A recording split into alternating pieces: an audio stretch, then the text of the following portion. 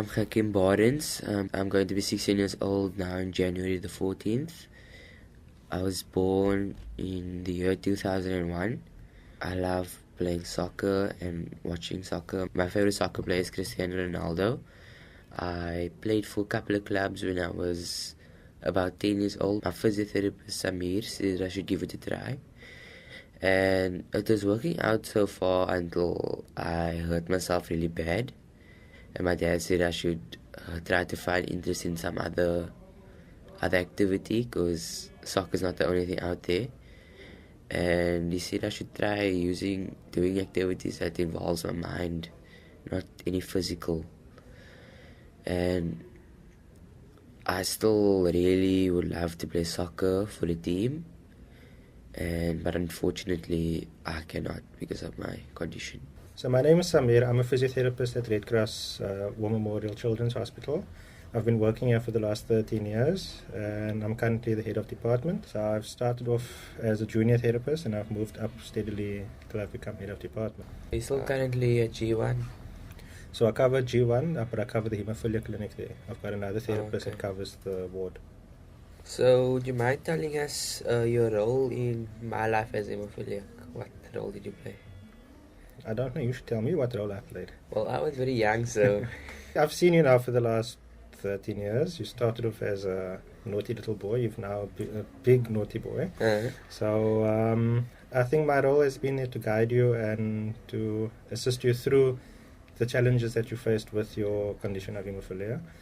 And it's been, especially after you've injured yourself, and it was to guide you, and especially when you were younger, your parents, into what they can do to get you as fit and healthy as possible after the injury. So can you tell the listeners why it's not a good idea to be involved in any contact sports? So with hemophilia, people with hemophilia have a higher incidence of getting injured. And because there's a clotting factor missing in the blood, they're unable to stop a small injury from becoming a bigger injury. And with contact sport or any contact, even an accident, they need to replace that factor immediately by getting an injection. And the injection isn't always available. And it's quite costly, so not everybody is able to get the injection all the time and as much as they need. So contact sport is going to cause injuries. And if there's an injury, it doesn't always get better to what it was before the injury. As they say, prevention is better than cure. So we try to prevent as many injuries as possible to make sure that as you grow older, your joints and your muscles are in a good working order. Give us some insight on what hemophilia is all about. A brief description would be fine.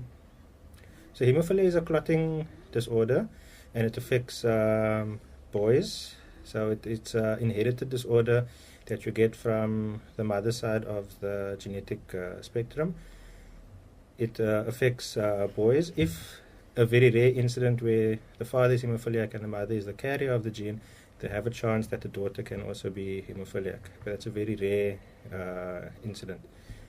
What happens with hemophilia is because that clotting factor is missing from the blood, any small injury that people without hemophilia get, it heals on its own. But with hemophilia, because that factor is missing, the bleeding continues in that specific area, and it affects mostly the joints and the muscles. The joints that are mostly affected are your knees, your elbows, and your ankles, and that is where we focus on trying to prevent problems in those areas.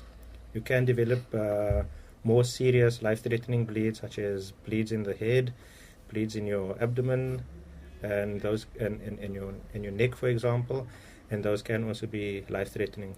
I am currently at home and I'm about to interview my cousin Iman parents. Iman, would you mind telling us a bit about yourself? I'm Iman Bordens. As you can tell, me and Hakeem share a surname, so my father and his father are brothers. I'm 26 years old. I think I'm about 9 years older than Hakeem. And I'm currently employed at Amazon. What was your experience when it came to light that I had hemophilia? In our family, there hadn't been hemophilia. It's not a genetic thing on your mommy's side or on your daddy's side. So nobody knew what happened, what resulted in some of the injuries that you sustained when you were a very small baby, like your arm broke and things like that. Nobody knew why it was happening, and when they took you to Red Cross Hospital, they some speculations were made, but eventually when they did diagnose the hemophilia, we were all a bit confused about what hemophilia actually is, and your mommy was very diligent in finding out how to handle and obviously cope with somebody that has hemophilia or a child that has hemophilia. But we were all very scared. We didn't know what would happen, and we spent a lot of time at Red Cross and just being supportive and trying to figure out how to manage and handle this condition. Do you have anything else you would like to add about hemophilia?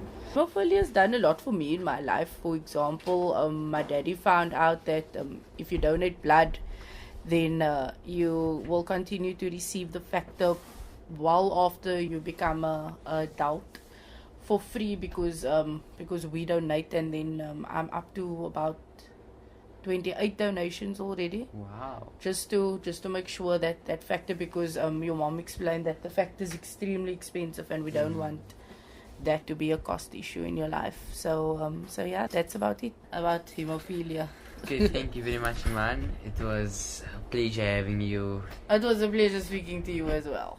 To be part of RX Radio, it means a great deal to me, because there's not many people that find good ways to express themselves and communicate their ideas, and it should be a real opportunity to voice my condition, since not a lot of people know about it, and it's actually really fascinating and fun.